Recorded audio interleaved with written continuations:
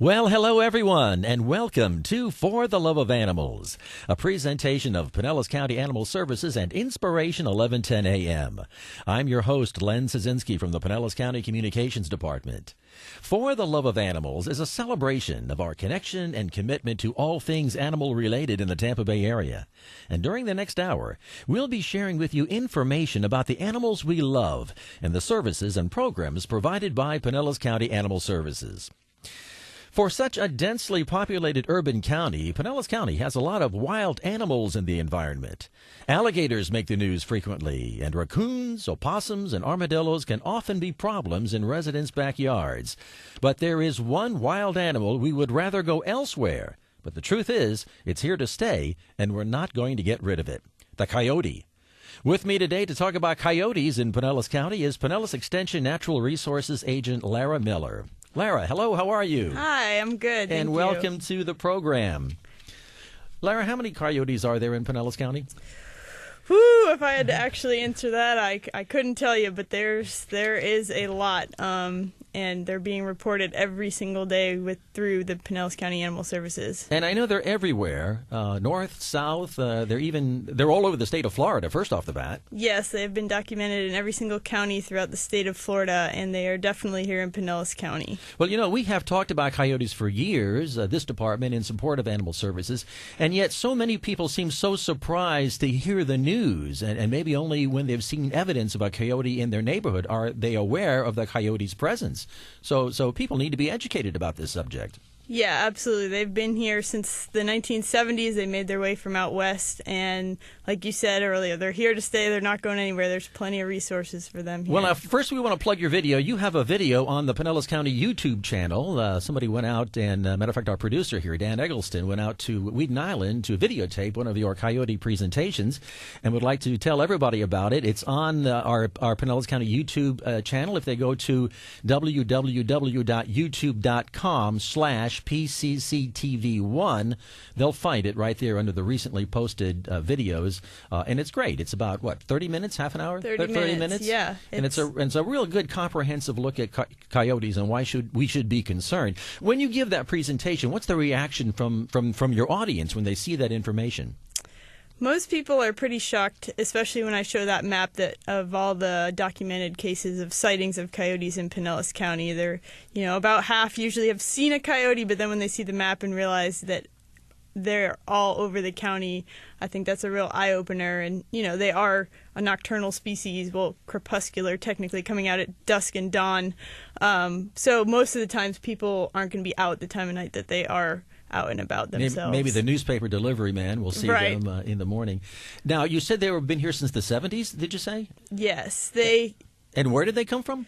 They came from out west, and that's largely due to the eradication of the wolves. They were getting rid of them because they were destroying livestock out west, and so they were a top predator in competition with the coyote. And so once that was removed from the system, and also deforestation and things like that, which is the open habitat is what the coyotes prefer, they were slowly making their way out to the east. And, they've just been able, with the less competition and predation, been able to survive and thrive.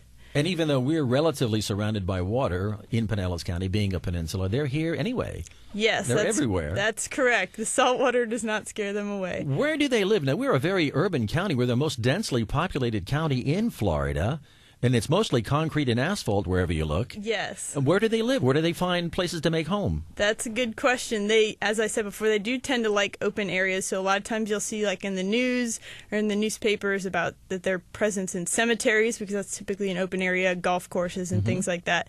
And they typically only make dens when they are getting ready to have pups. And so that can be in any area, and as I talk about in my presentation, it can be right under kind of the front porch area, anywhere that there's shelter. That's the main necessity when they're building a den site, or even just a bedding area. What do they find to eat in Pinellas County?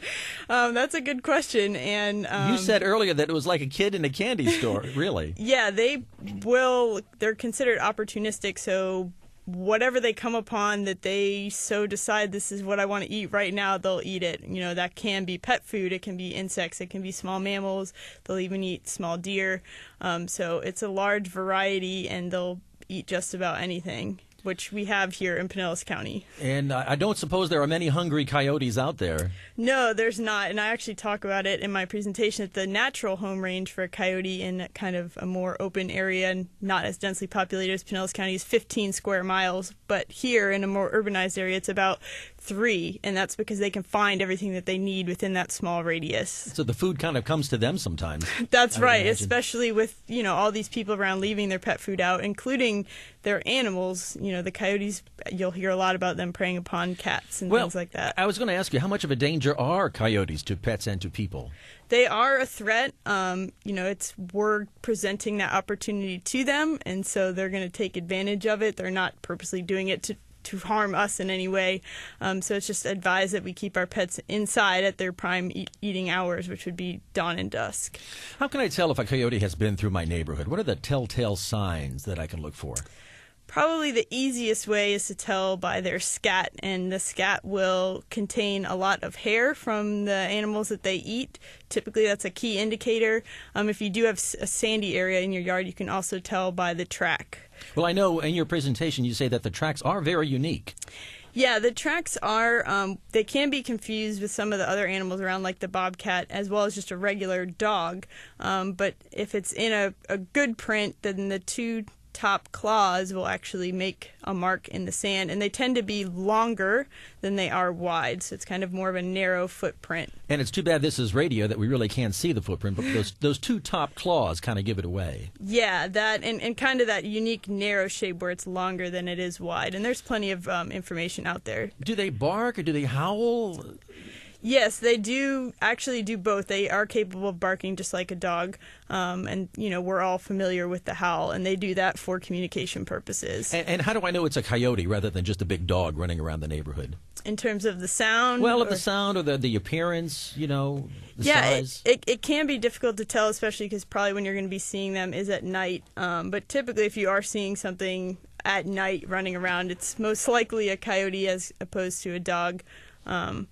And I know you said earlier that you have a sample, kind of a stuffed coyote up at Brooker Creek Preserve. Yes. Where actually you hang out up there. That's where your office hang out is. up there, yes. My office is up there. We actually have both a bobcat and a coyote that are taxidermied up there on display. And so it's a really good way to see the size of and what they actually look like. Now, how do you get rid of coyotes? Can you trap them? How do you get rid of them? If they become a nuisance in the neighborhood, if they become a real problem to people, how do you eradicate them? There's a couple different ways. The main way is to look on the nuisance wildlife trappers list through the Florida Fish and Wildlife Conservation Commission website, the FWC. Eradication efforts aren't that successful with coyotes because they're very able to adapt. I understand. And yes, so it is very difficult.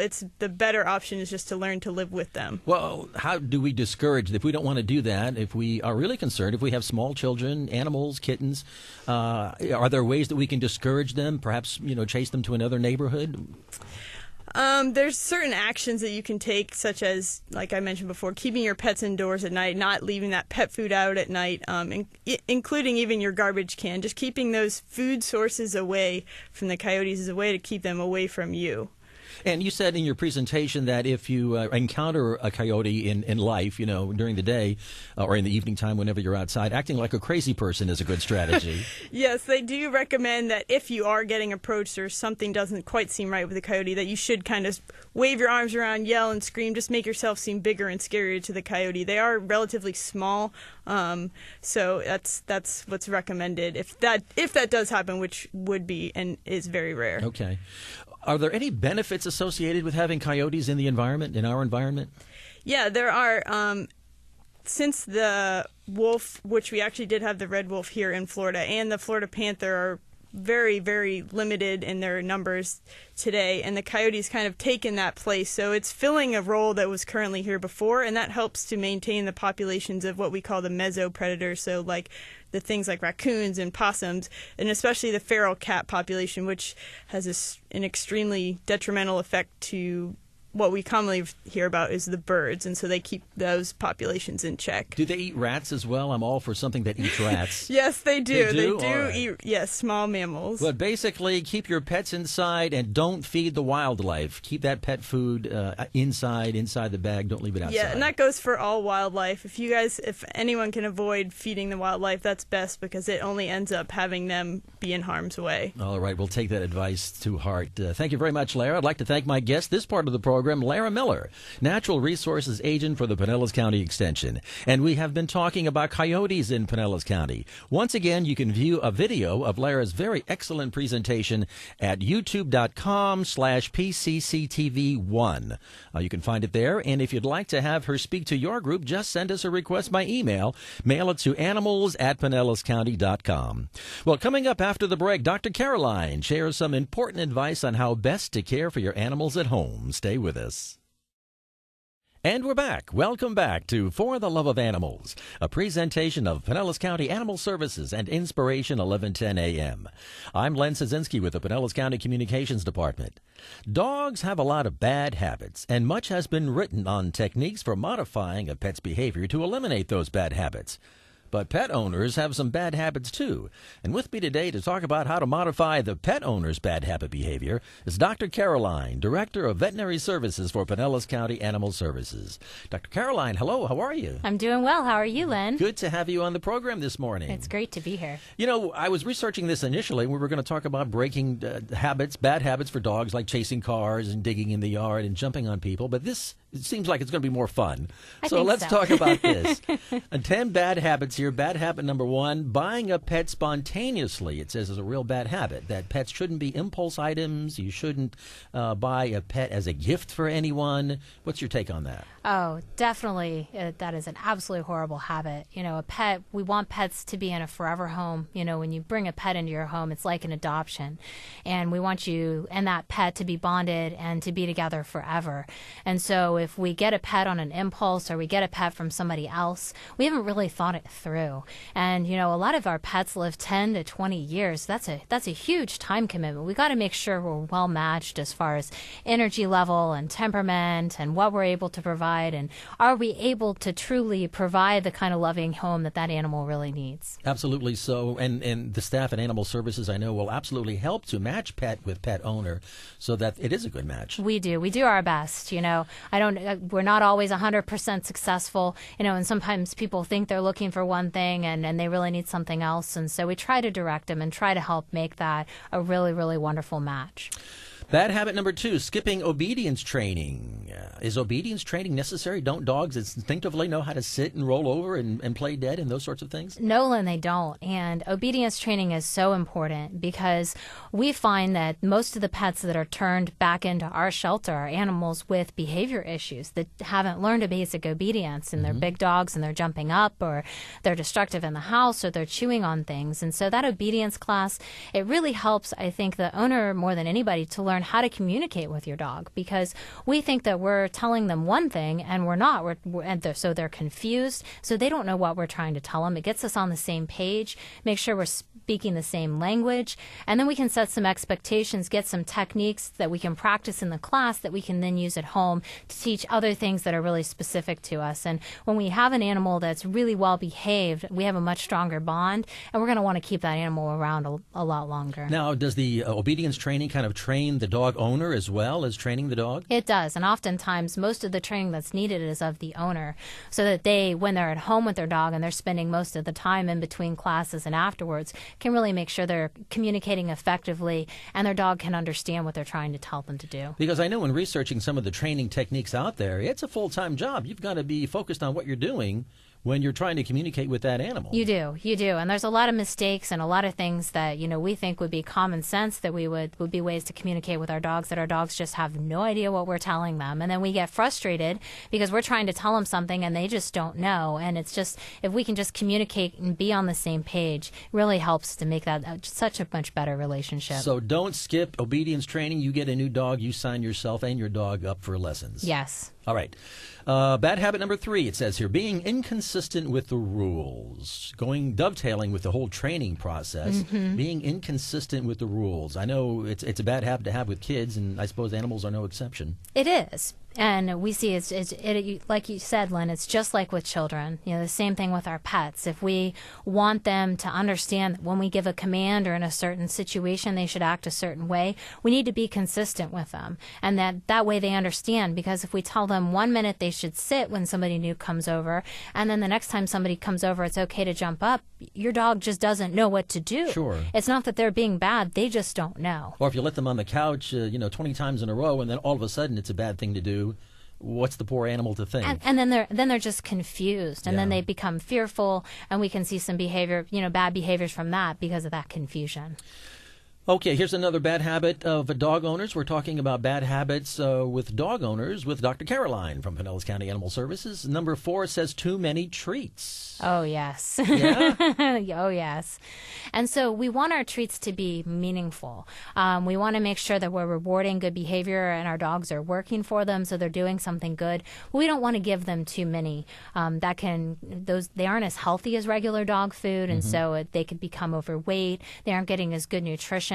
And so really can have a lot of negative effects there. And I would imagine they lose their impact after a while. If the dog gets too many treats every time he wants one, then there's no good reason for giving him a treat. And he doesn't know what he's being rewarded for. Right. We want to make it clear that a treat is for good behavior. We make it clear what those behaviors are, and we only give treats for those. Okay, another bad habit, not socializing your pet. This was kind of strange. Do pets need to be socialized? Aren't they social creatures by nature? Len, they're not. And socialization is so important. And people will wonder, well, what is socialization? Well, that's getting your dog out there into different situations to make sure that they understand that these situations are okay. They've been around them, they understand it, and they're not afraid. And we see that a lot with dogs that are turned into our shelters. They haven't been well socialized, and there's a critical period when they're puppies that's really important. But what happens is if they're not socialized and they're put into a new circumstance, then they're just very, very fearful, and they can have bad behavior. So getting them out there, getting them to meet new people, getting them used to the car, getting them used to the vacuum cleaner, going to the vet, all of these are really, really important to get your dog used to. So if you have to do one of those things all of a sudden and it's urgent, your dog isn't freaking out. Your dog's been there before. It knows it's going to be okay. All right, very, very important advice. We're down to number 6 here. Real quickly, we're going to go through exercise and overfeeding, and we've talked about that before, and I think enough said. Dogs don't get enough exercise, and people feed them too darn much. They put on too much weight, so break that bad habit if you're a dog owner. No mental activities. Do animals need mental activities? They do, and especially in a lot of our smarter and working breeds, they really need to be stimulated. A lot of these dogs are very, very intelligent, so they need something to do with their time. So training can be a really great way. Agility classes or agility courses can be another great way to really stimulate your dog mentally so they don't get bored and they don't have destructive behaviors. Leaving a pet alone too long was cited as another bad habit that pet owners have. Do pets get lonely? Do they need human interaction all the time, or what are the parameters? They don't always need human interaction every second of every day, but they do need a lot of interaction. And if you're someone who works 12 hours a day, that's probably too long for your pet to be alone. And so, is there a friend or a neighbor that can come over and interact with your pet? Can you hire a pet sitter?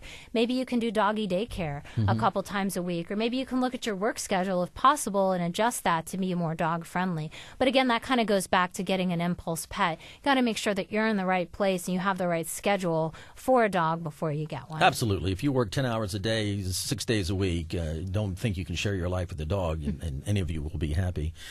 Another bad habit here, we're coming to the end of our list, but failure to make a home pet friendly. And they're talking here about the litter boxes for cats and maybe a cozy bed for the dog.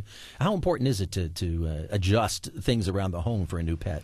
It's so important because our homes can be full of so many perils and things that are dangerous for our pet. Just like when you have, a young child and, you have them in the house, you got to make sure your outlets are plugged and all those kind of things. Same thing for our pets. We don't want them to have access where they can get into a bunch of human food that could be toxic. We don't want them to have access to household chemicals. We don't want them to have access to things that they could chew up and ingest that could, block things up. And we want to make sure that they have a comfortable place that they can stay. So either a crate that's kind of like their room or a nice bed. All those kind of things are really important for them. Absolutely. It's their home, too, after all. Here's number 10. Bad habit number 10 for pet owners, punishing your pet. Now, how could that be a bad habit? Well, punishing your pet can be a bad habit if we don't understand appropriate punishment. And a lot of pet owners might come home and their pet would have gone to the bathroom on the floor or maybe chewed something up, and then they would punish them. And, the matter of fact is that dogs need, if punishment's to be effective, it needs to be immediate. Mm-hmm. And if your dog did something more than 2 or 3 seconds ago and you're punishing it for it, your dog doesn't understand that behavior, maybe they pooped on the floor a couple hours ago. They don't understand that when you came home, that punishment was related to them pooping on the floor. And sometimes people say to me, well, Doc, he looks guilty. He just knows something is wrong.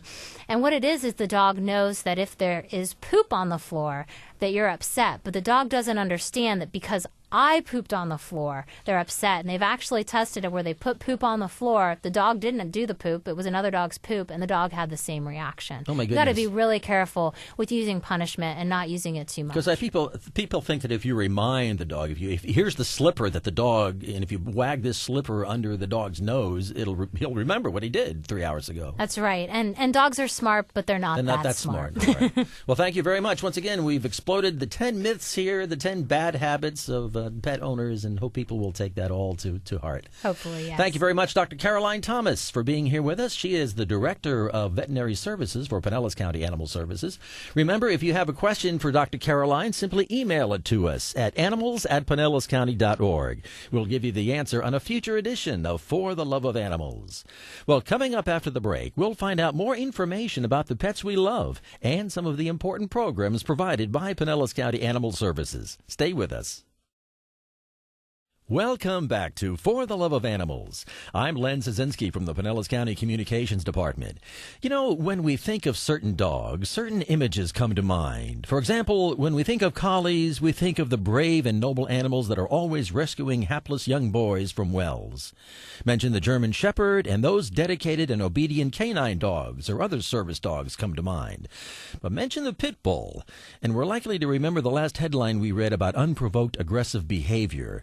Why do pit bulls have such a bad reputation, and is it deserved? Well, with me today to reveal the truth about that particular breed of dogs is Tyson Youts, Adoptions, Rescue, and Foster Coordinator with Pinellas County Animal Services. Tyson, welcome back to the program. Hello, Len. You are a familiar voice to our listeners, and certainly one of the best educated people I know about dogs and cats in Pinellas County Animal Services. Well, this is my life. I will always work with animals, and most of the people that I work with at the shelter are going to work with animals their entire lives also. Absolutely. They just have this love. They want to take care of animals. Now, we are in the middle of August, and you've got a couple of really great promotions going on. So tell us about, first of all, the Dog Days of August. There are all kinds of things going on. Dog Days of August is a reduced price for adoptions. Typically, this is the time of year everyone's on vacation and they're not out adopting animals. So we want to encourage people to come in and adopt. Adoptions have been marked from $40 to $25. Wow, that's below rock bottom. And American Pit Bull Terriers, because we have so many of them right now, we've decided to reduce their adoption cost even lower, all the way down to $5. Now, $5, Tyson, does that cheapen the product at all? I mean, you might as well be giving them away. Actually, the answer is no, because someone who loves an animal is going to take care of that animal, whether it is $5 or $500. Well, of course. That figure or dollar really is irrelevant. But you were telling me before the program here that you have a lot of pit bulls at Animal Services. Nationwide, statistically, there are only 2% of the dogs in people's homes are American Pit Bull Terriers. In shelters, especially open admission shelters, which we are, our pit bull population in adoptions is over 70%. So we have a whole lot of them, and we need to get them in the homes. And that brings us to another event that you have going on in August. On August 17th, a big Pit Bull Pity Party. We called it a pity party because we need to get our pitties into homes, and we want to educate people and have them come out, see what kinds of things a Pit Bull Terrier can be for a home. They are trained to do all kinds of things, including seeing eye dogs and in the military and search and rescue, to detect seizures, to help in all kinds of ways. So we want people to come out and adopt. So now Tyson, okay, the most famous pit bull of all times was Petey from the Little Rascals films. And if we all remember those movies, that dog certainly wouldn't have hurt a fly. So why do pit bulls have such a bad reputation? Well, it's irresponsible owners. That's the easy answer. A lot of people think that's breeding. No, it's really irresponsible owners. And the reason it's that particular breed, is mainly because a pit bull terrier has a lot of energy and they're extremely intelligent. They are easily trained. So if you're a not nice person, you can easily train an American Pit Bull Terrier to do wrong or to be not so nice. If you're a nice person, that animal will do anything he can to help you or save your life. Like Sergeant Stubby, he was the most decorated dog in military history. Quite true. He was the only dog promoted to sergeant. He would go into the fields in World War I and pull soldiers that had been exposed to poison gas and bring them back to triage. And he was a pit bull. He was a pit bull terrier. You know, we have talked a lot on the program about dog behavior, animal behavior, that certain breeds of dogs have certain behavioral instincts. And I understand that historically pit bulls were bred to fight. Actually, that's not true. Really? They were bred because of their high energy. They were used for working, and because they had a lot of energy, and because it's a large dog, and large dogs have bigger mouths, and a bigger mouth can bite. So people wanted to breed an intelligent dog that would fight for them, and that occurred. But the breed was not developed for that. They are so wonderful at doing all kinds of other things, including protecting a home, if that's what you needed for it to do.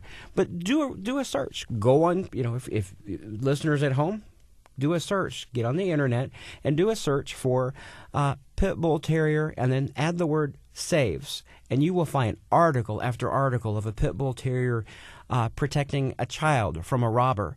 There was a stray Pit Bull Terrier that came out of the forest and protected a woman and her 2-year-old because there was someone accosting them at knife point. And he chased that person off, and they got in their car, and the dog jumped in the back seat of the car, waited till the police got there, and then the dog ran off. Of course, we don't want stray dogs, but that particular dog sure was their little guardian there, and that's what they ended up naming the dog. They named it Angel. Now, you mentioned at the beginning of the segment here that irresponsible pet owners are a real problem, and with pit bulls, maybe they can pick up some bad habits from those irresponsible pet owners.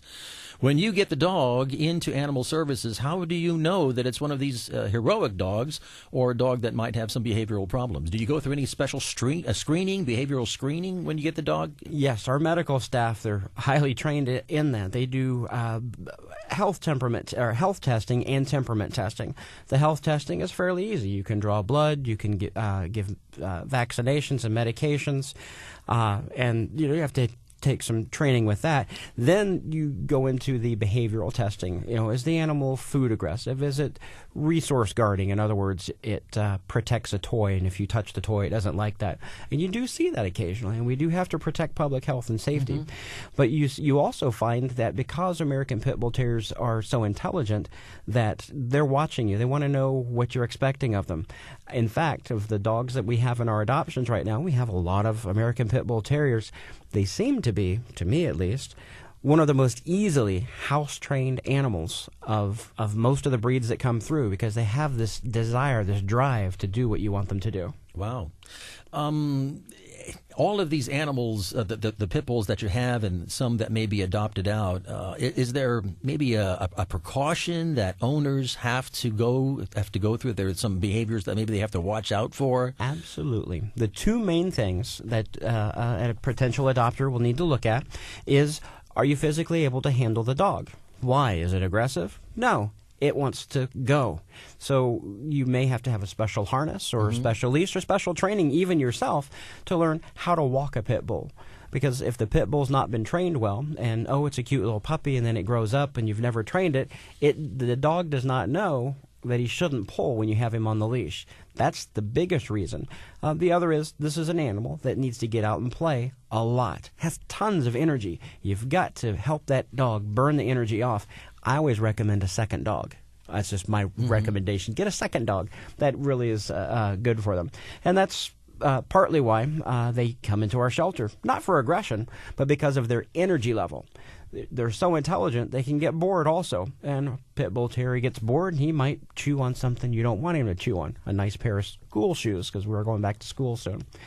But with that in mind, we have that pity party coming up, and that will be on August the 17th at the shelter. It's a Saturday, and we will have adoptions for those animals at $5, the American Pit Bull Terriers, Or if you find something else, we'll have low-cost adoptions of $25. And, of course, the staff at Animal Services does a great job of matching your lifestyle with the dog's instincts and traits so that you do have a good match going when you go home. That should be the first question that you ask when you come into the shelter to adopt an animal of which one do you recommend? Because my volunteers and the staff have experience with the animals and the individual animals, and they'll be able to ask you the questions of, like, what is your lifestyle like, so they can match the right animal with you.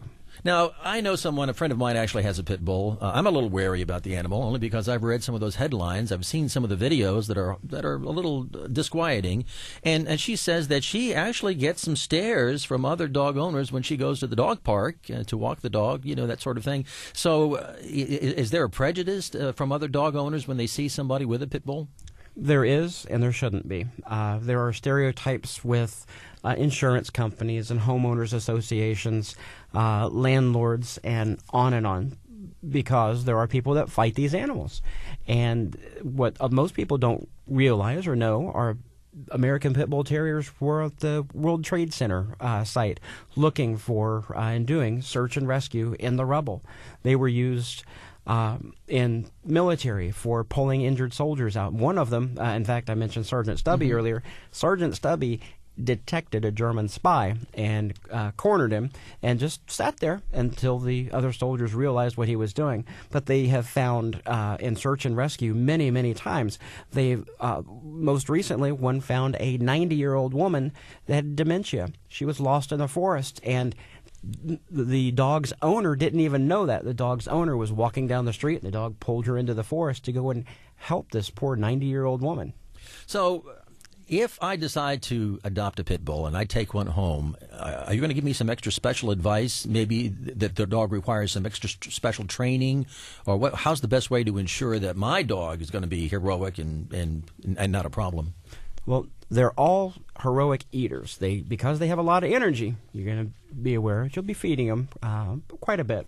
But beyond that, the training is there. My volunteers work with the animals a lot. There are a lot of good training things that you can learn from. You can go onto the website. We work with our partner shelters like SPCA. They have a telephone number you can call and get training over the phone even if you can't come to a class.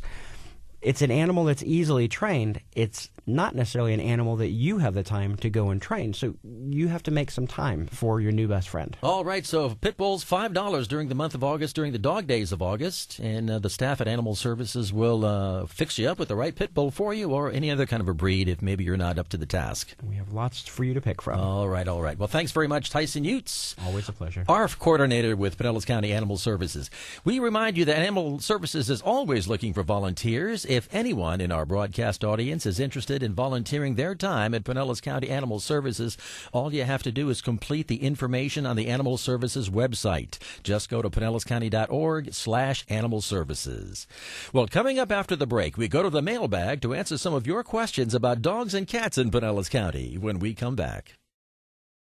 Welcome back to For the Love of Animals, a presentation of Pinellas County Animal Services and Inspiration 1110 AM. I'm your host, Len Szynski, and joining me right now is John Hohenstern, Senior Animal Control Officer at Pinellas County Animal Services. John, hello, how are you? Yeah, very good, Len. How are you this morning? Welcome to the program once again. Always a pleasure to be here. You are a Saturday morning regular, and it's always good to see you over and sitting in the seat across the table here. Nice to be seen. You're on vacation today, I understand. So you came in from the beach just to do the Animal Services show. Well, so absolutely. It's very important to me. Well, very, very glad to hear that. It's important to all of us. Absolutely. Good information we always share with the people out there. Well, we're in the mailbag again, and I want to, rather than talk about specific problems, I want to talk about some of these more general issues that these mailbag emails do suggest. Right. So here's one. Here is a lady, William, from Pinellas County. There is a member of our community, Chateau de Bardmore. I guess that's French for Bardmore. I don't know. A house of Bardmore? Indeed. Anyway, this person repeatedly allows her dog to go off the leash while she and her companion walk the streets of the neighborhood. And I presume, Bardmore is a big, kind of a condominium community. Right. Our green space or lawn area surround our rec hall facilities, William says. And this this lady considers this land her personal paw park, and she allows the animals to run free. So he's complaining about that. My question to you is that I know you get a lot of complaints from people who live in condominium developments, and that's pretty much all private land. But my question to you is, if you have any of these kinds of complaints, what's your authority in a big condominium development? Well, it's the same. If they live in Pinellas County, the ordinance applies to them. Whether it's, usually condo associations have a lot more restrictive rules than like dogs are only supposed to be in their specified dog park area, not running around or whatever. But I know a common area or a common yard. And we try to, educate the dog owner. It's like, well, look, what if somebody else has their bigger, meaner dog off leash in the same area? And it just can't be. That's why there's a leash law, because if your dog's closer to someone than you, there's going to be a problem. So a condominium common area is not the same thing as your front lawn. You need to have your dog on the leash. Absolutely, because it's a shared yard. I mean, who knows? Somebody else could be out there doing whatever, playing frisbee, and trip over your dog. Just something that's silly and stupid. And you told me earlier that a lot of the condo associations expect you to enforce some of the condo rules, which may be more stringent than the county ordinance, and you really can't do that. No, we can't, or whatever. It's that's a rule that the condos have. We can't enforce the condo rules, even though that'll be the first thing that they say. Oh, it says right in the condo rules they can't do this. And well, unfortunately, that's the condo rule, and it's more restrictive than the county ordinance, and we have to go with what the county ordinance says. Yeah, but for heaven's sakes, let's be realistic. We live in a very densely populated county, and the density increases at any of these condominium developments. And you've got to live there. I mean, just sometimes people just can't even talk to their neighbors, you know, and just say, hey, look, you know what? Can you put your dog on a leash? Keep control of it. I mean, even for for the dog's safety or whatever, who knows what's in the bush or who knows what's going to come around the corner, So be considerate of your neighbors and be considerate of your dogs. Absolutely. And of the other dogs in the area. Okay, Peggy from Palm Harbor says, we're moving to a new address on June 30th. How do we go about changing the license address for our two dogs? We've talked about how very important this is to keep the license database up to date and the microchip database up to date. So what should this person do? Well, they can call us as long as they call in from the same phone number that's in the registration file.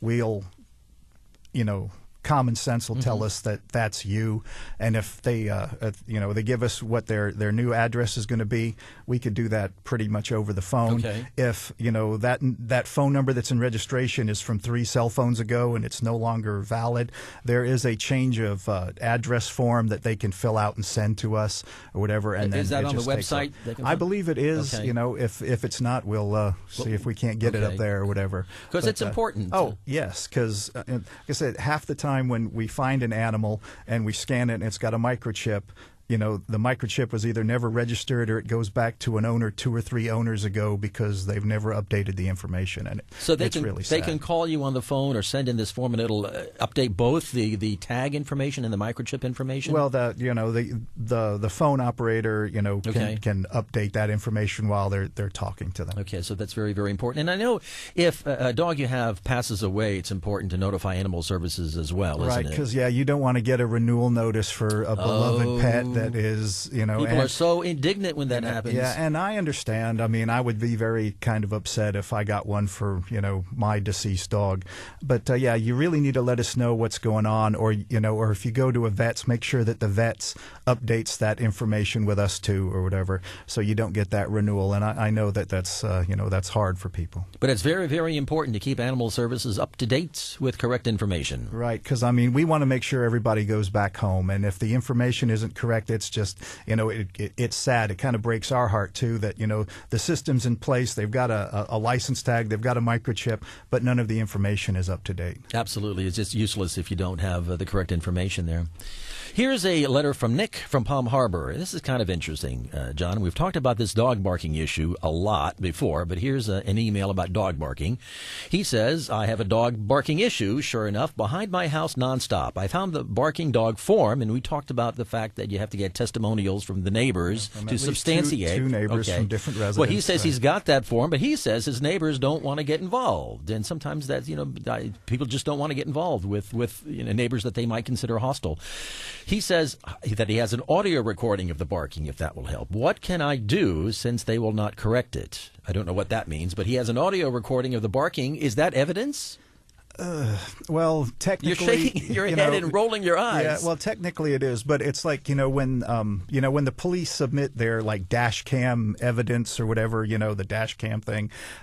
There's a chain of custody where a sergeant signs off saying that he bought this DVD at Walmart on this date, and on this date he put it into cruiser number 57, and whatever happened was recorded in cruiser number 57, and then he physically took it out of the cruiser, put it in the evidence locker.